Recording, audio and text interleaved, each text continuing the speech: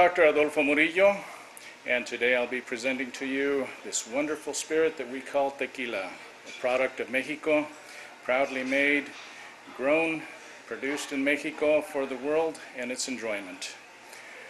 Alquimia Tequila is the product that we'll be highlighting today, but first we'll talk a little bit about the history and how tequila came to be. Tequila really is a product of two cultures, two worlds, the old and the new. And it started in the central Mesoamerican plateau in Mexico, and by way of the noble agave plant. The noble agave plant sustained the indigenous peoples of Mexico for thousands and thousands of years in the way of providing nourishment, sometimes clothing, shelter, providing for many of their needs. With the arrival of the Europeans, they brought with them the distillation apparatus that we know today as the still, the alembic still, which actually has its roots in the Arabic countries. With the use of the still, they were able to ferment and distill the juices of the agave plant and produce what at that time was known as mezcal, which is a wider classification of agave spirits. This, over the next several hundred years, evolved into what we know today as tequila, which is made specifically from the blue agave plant, and it now enjoys denomination of origin status, much like cognac and champagne and some fine wines. And because of that, tequila is grown and produced only in the state of Jalisco and small parts of the surrounding states. In order for a spirit to be called tequila, it has to be, again, blue agave only. It has to be grown within that denomination of origin zone, and it has to be produced there.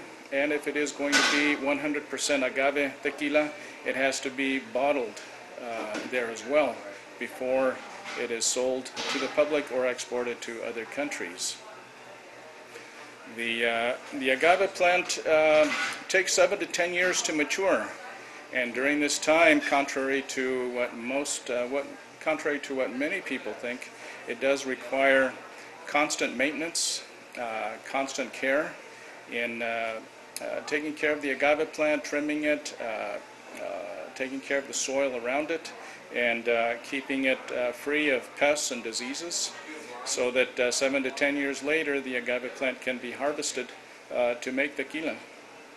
The agave plant has only one life to give for tequila, this noble spirit. After it is harvested, a given field of agave needs to be completely turned over and replanted, and we start all over again. The agave leaves are cut off by men called jimadores, using a very sharp tool called a coa, and with the coa they shave off very meticulously all of the leaves around the agave plant, leaving a center core which ends up looking like a giant pineapple, and for that reason it's called a piña. And the piñas are then loaded onto trucks to be taken to the distillery, where they are placed into large ovens.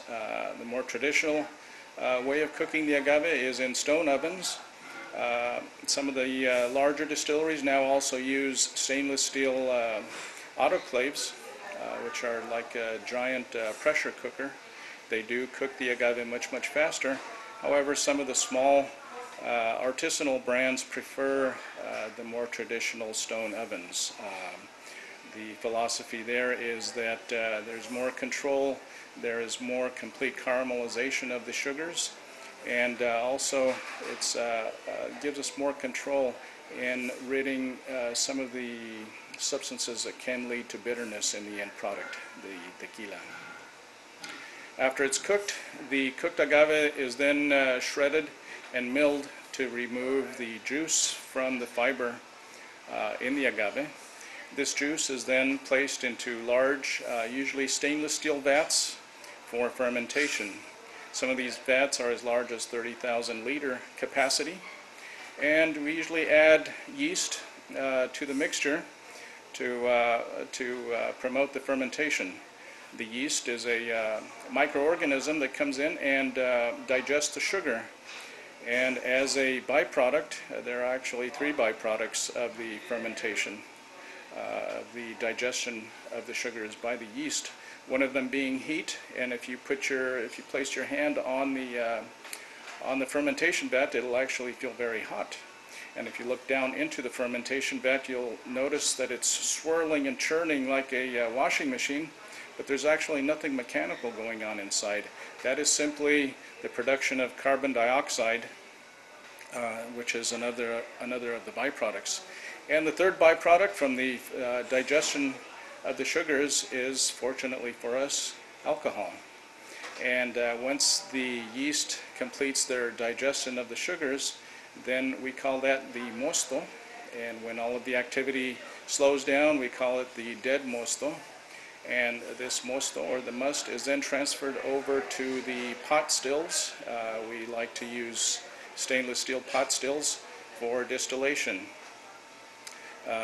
What happens there is that the pot still is slowly heated up to the desired temperature, which is the boiling point of alcohol, and the alcohol then is converted to steam, and it climbs up out of the still and goes through these large tubes, which are then wrapped in cooling coils, and the cooling coils then convert that steam back into liquid, which then drips down into a collecting tank.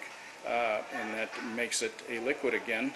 And that is the first distillation of the tequila, and that yields what we call the ordinario.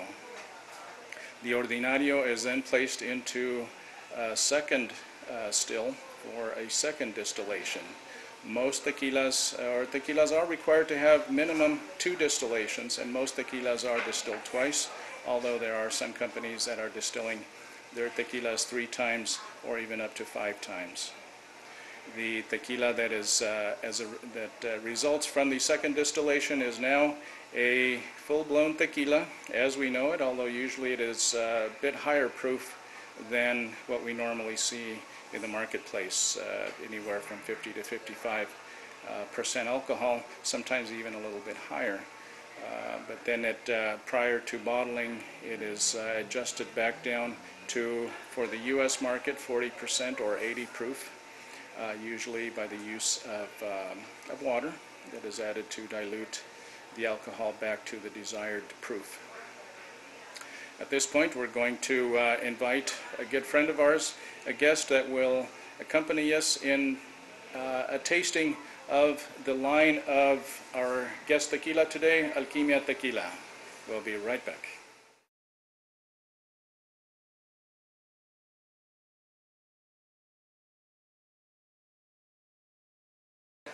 We're joined by my good friend Al Galvan, who is going to, he has very willingly volunteered to go through a tasting of Alquimia Tequila with us today.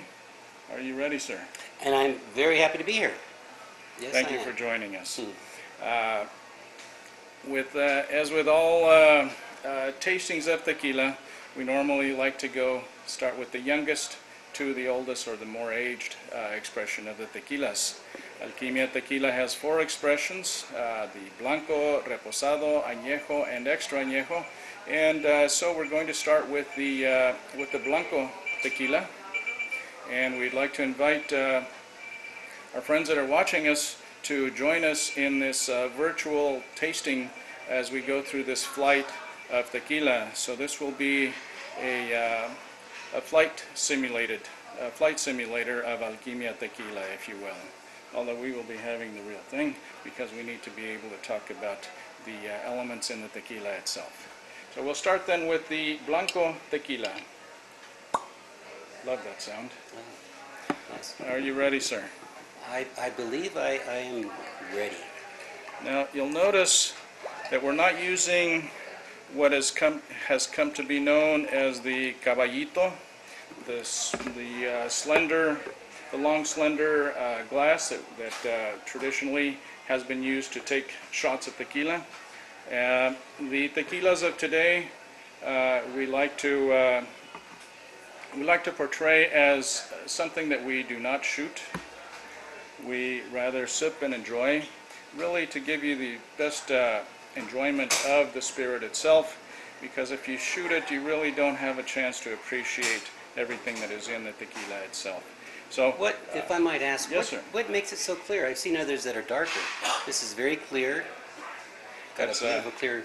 Thank you. That's a good question. Tequila in its most natural form, like the Blanco tequila, is always clear like this. After the second distillation of tequila, it's always clear. What gives it the color that we see in some of the more aged products is the exposure to the oak barrels that where it's placed for the aging. So the Blanco tequila then is the truest form of pure tequila. This is, has not been influenced in any way by being in the oak barrels. And most Blanco tequilas are bottled soon after distillation, although the Tequila Regulatory Council does allow for Blanco tequilas to be placed in oak barrels for not more than 60 days. So it has to be less than 60 days, and it can still be called the Blanco. And some companies will do this. Alquimia Tequila prefers to bottle theirs without exposure in any way to the oak barrels. And when we enjoy a tequila, the first aspect we like to look at is the visuals, which we've already touched on. And it should be very nice and clear. There should not be any sediments, no turbidity, no cloudiness in the tequila itself. And as we hold it up to the light, it should reflect the light very, very nicely and even shimmer. It should be very shiny, if you will. I noticed there's something sticking to the sides. Is that a good thing, or is that? That's actually a good thing, and really? that's the body of the tequila, or the legs. And as we tilt our glass and tilt it back down, we see a film that clings to the side of the glass. Then it collects and comes back down and runs back down into the tequila itself. That is made up of the essential oils that were actually in the agave itself and have carried through the fermentation and distillation and are existing right in the tequila here. And that's part of what helps to make a good tequila, makes it glide very gracefully over your palate and gives it that nice smooth velvety feel. And you're already on to the next step. I'm noticing there's an aroma coming from here. Absolutely. What causes that great aroma? Where does it come from? Now the aroma, it should be very enjoyable. It should not be overpowered by a very aggressive alcohol presence, so that you can actually enjoy what is in the tequila and what it was made from. And in this case, this has very, very intense elements of the freshly baked agave, and that comes through. It's got a lot of sweetness to it, and a very, very fresh aroma. And the olfactory aspect up here, your nose plays a big, big part in actually tasting a good tequila. A big part of the tasting experience actually does begin with your nose, and this is what we're enjoying here now. My mouth is salivating. The aroma is smooth. So with that, I think we're going to need to move on to the next step, which is the actual tasting of the tequila. So, before then we go on to the tasting of the tequila, we have to say the magic words, compadre. And what are those? The magic words are Salud con Tequila Alquimia. Salud.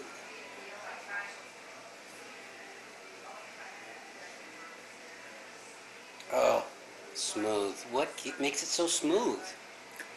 Again, a finely crafted tequila should be enjoyed this way.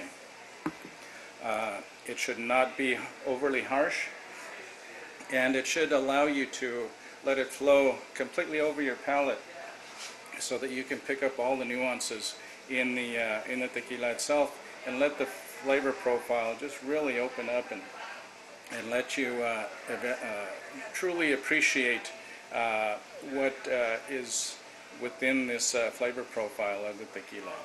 So you're telling me that just shooting it is not the way to go? Absolutely not. You know, when we work so hard to produce the best tequila that we can, it sometimes breaks my heart to see somebody take it and just shoot it down, and because they are not going to be able to appreciate all the hard work that we put into making this fine spirit. So we prefer to ask them to take their time with it, sip it slowly, enjoy it. Even the finish should linger. It should not go away quickly. It should linger, and just relaxing after having your sip of tequila, you should be able to continue to enjoy the flavor profile in the tequila itself. And that is our Tequila Blanco. Now, whatever we don't bottle as a Blanco tequila then is placed into American white oak barrels from Kentucky with a medium char, and that is for aging of the tequilas. And so next up we'll be visiting the first step, the first expression of the aged alquimias, which will be the reposado. Are you ready to put down your Blanco tequila? I have one more question. Yes, sir. I can smell the scent of the agave. Somehow, when you described it, I could tell.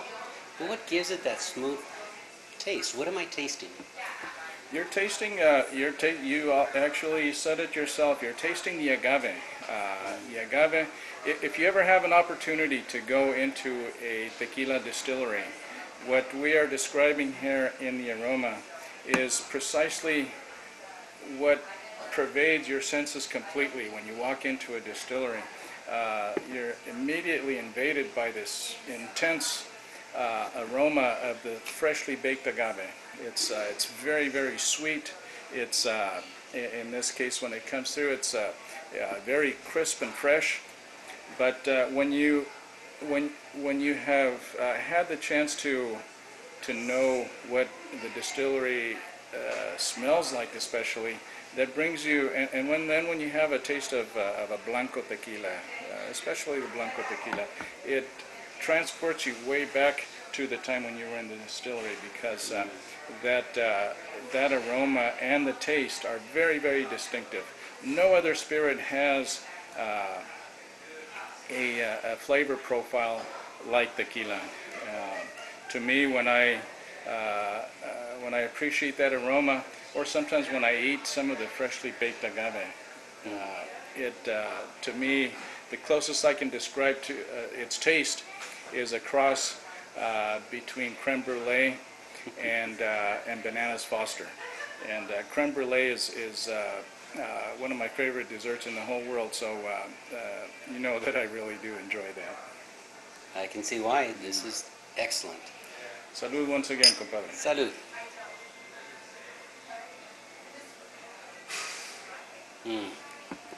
Excellent. Thank you. Excellent. I'm almost there at the factory. I can smell it. I can taste it. And that's what it should do. It should transport you, help you to relive that wonderful experience of being out in the agave fields and actually being in the distillery itself.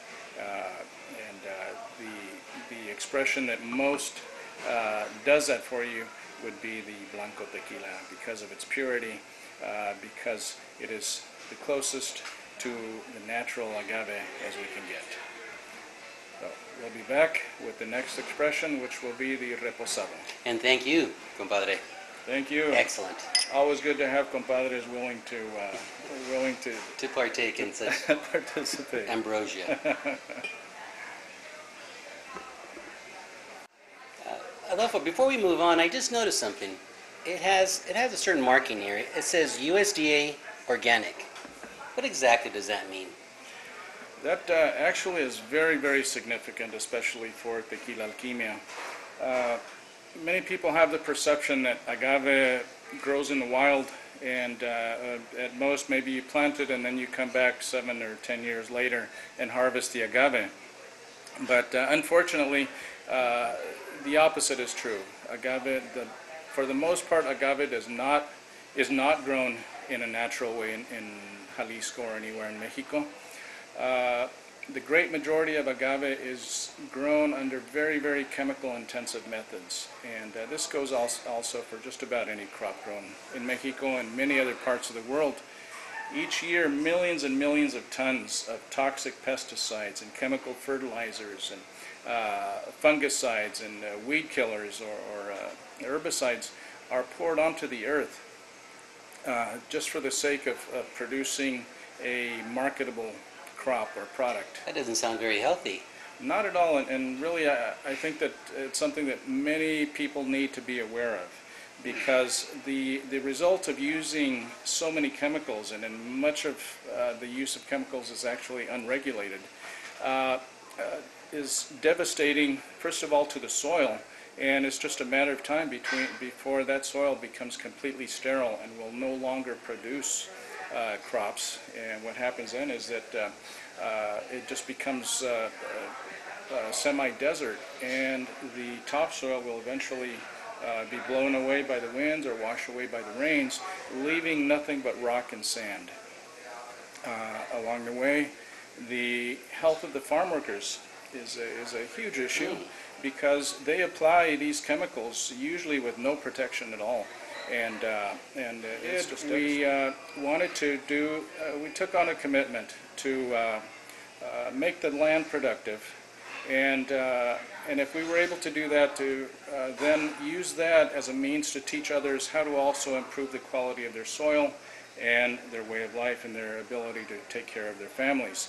I used my science background to develop the organic protocol that we use for Tequila Alquimia. And over the years, over these past 20 years, we've done a lot of teaching on the ranch and off-site to growers of many crops, not just agave, but many other crops, and actually now in about 6 other states, and to help them also to achieve the same results with their land. And we actually can't do a lot by ourselves, but what we do is, when we teach others how to use our organic protocols, we do so under the condition that they then will turn around and teach others how to do the same. And then they will teach others.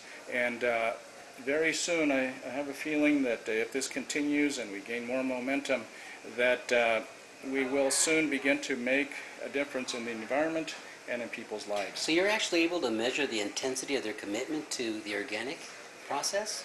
We like to think so, and a lot of people, once they are open to changing over their ways of farming to our methods, all we have to do really to commit them is to show them the results on their crop, on their soil.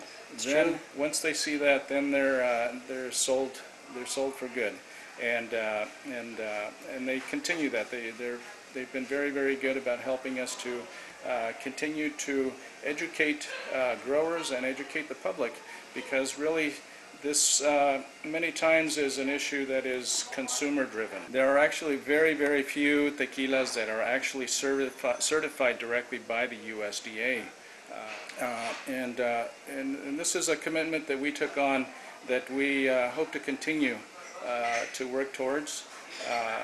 And we have really, it's based on the great support that we have had among our community, because that is what helps us to continue to do our work in Mexico in the fields, and educate growers and educate consumers about the devastating effects of toxic chemicals out there in the agricultural arena, and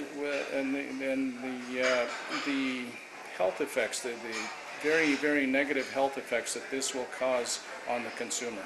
Salud to all of you, and we hope that you enjoy Tequila Alquimia as much as we have enjoyed bringing it to you. So smooth. We would like to thank our hosts here at the kitchen in downtown Oxnard for the use of their wonderful facilities. This is a beautiful place, and they very, very graciously have allowed us to film right here on their location. I'd like to invite you all to come out to the kitchen. Extremely hospitable. Right here in downtown Oxnard.